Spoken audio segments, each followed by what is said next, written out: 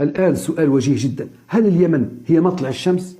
اليمن عندما وصلت الآن أن مغرب الشمس هي ما في البحر صفد الشياطين وعرش إبليس الذي يبعث سراياه منه، ثم مكنه الله حتى وصل إلى ملكة سبأ وجدها تطلع على قوم.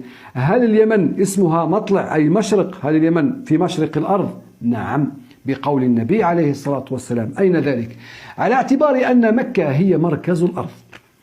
رسول الله صلى الله عليه وسلم قال إن الله دحى الأرض من مكة.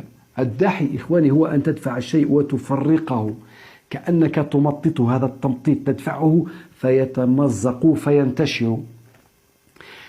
هذا الذي يسميه الناس تمدد القارات وزحفها، يعني تباعدا.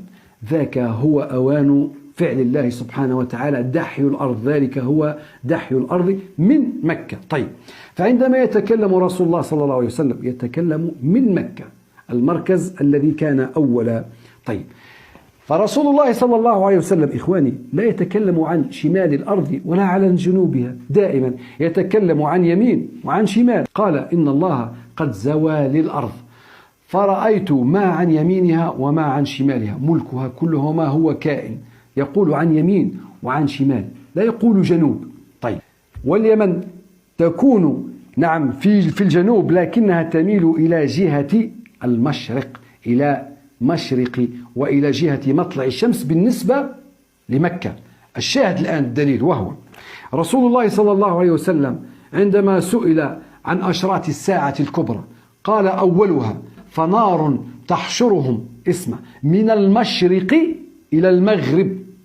وذكر لنا رسول الله صلى الله عليه وسلم في غير هذا الموضع أن النار التي تخرج من قعر عدن ومن قبل بحر حضرموت ومن اليمن، قالها تصريحا، قال منها النار التي تخرج فتدفع وتحشر الناس إلى الشام. لكن ها هنا ماذا سمى اليمن؟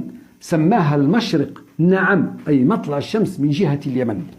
كأن الشمس عندما طلعت في أشراط الساعة التي تسبق النار، طلوع الشمس من المغرب، الآن مكان شروقها المعتاد، لأن الشمس عندما تخرج إخواني تخرج للعمل، الصلاة والعبادة، النهار نشور للعمل، لكن حينها كأن الزمان ووقت العمل يتوقف. فعندما تصبح الشمس تطلع من المغرب، الآن مكان طلوعها الأول الذي هو اليمن، مطلع الشمس سبأ، الآن ماذا يكون منه؟